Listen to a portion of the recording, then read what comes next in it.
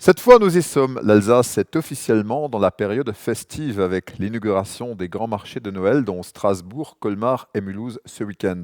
Pour la capitale de Noël, encore meurtrie par les événements du 11 décembre, un dispositif de sécurité qualifié de haut de gamme que le ministre de l'Intérieur Christophe Castaner est venu apprécier.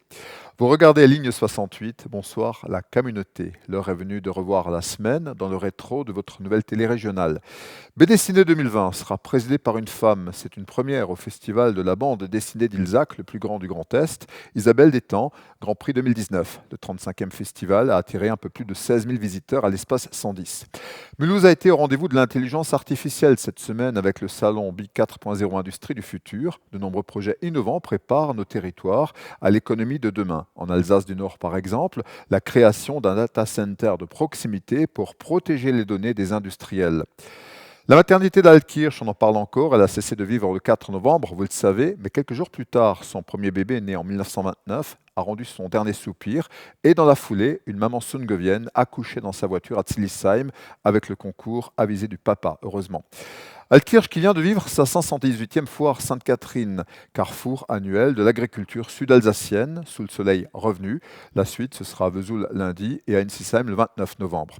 Beaucoup de nos élus sont allés à Paris cette semaine pour le congrès des maires de France. Cette fois, Emmanuel Macron ne s'est pas défilé, lui qui affirme avoir beaucoup appris et a endossé le rôle de maire de la commune France. Depuis la mi-juillet, le musée de l'impression sur étoffe de Mulhouse se remet d'une période tumultueuse. Il est désormais dans la période des fêtes avec son marché de Noël auquel est ajouté un salon de thé. C'est parti aussi pour la boutique aux étoffes de la place de la Réunion. 450 références autour du tissu sonate de Marie-Jo Gebel.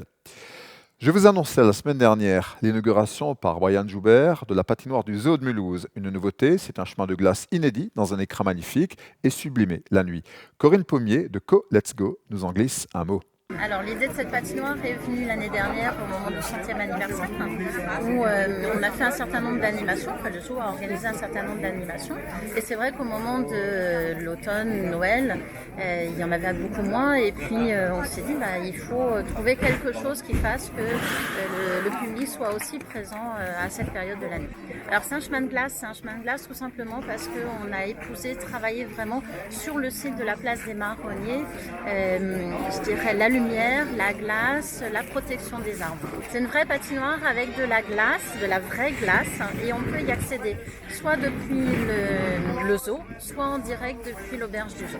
Il ne vous reste plus qu'à glisser à votre tour vers l'abondant programme de Noël en Alsace. Passez une belle semaine, gardez la ligne et lundi vous embrassez les Catherines et vous coiffez les Catherinettes éventuellement.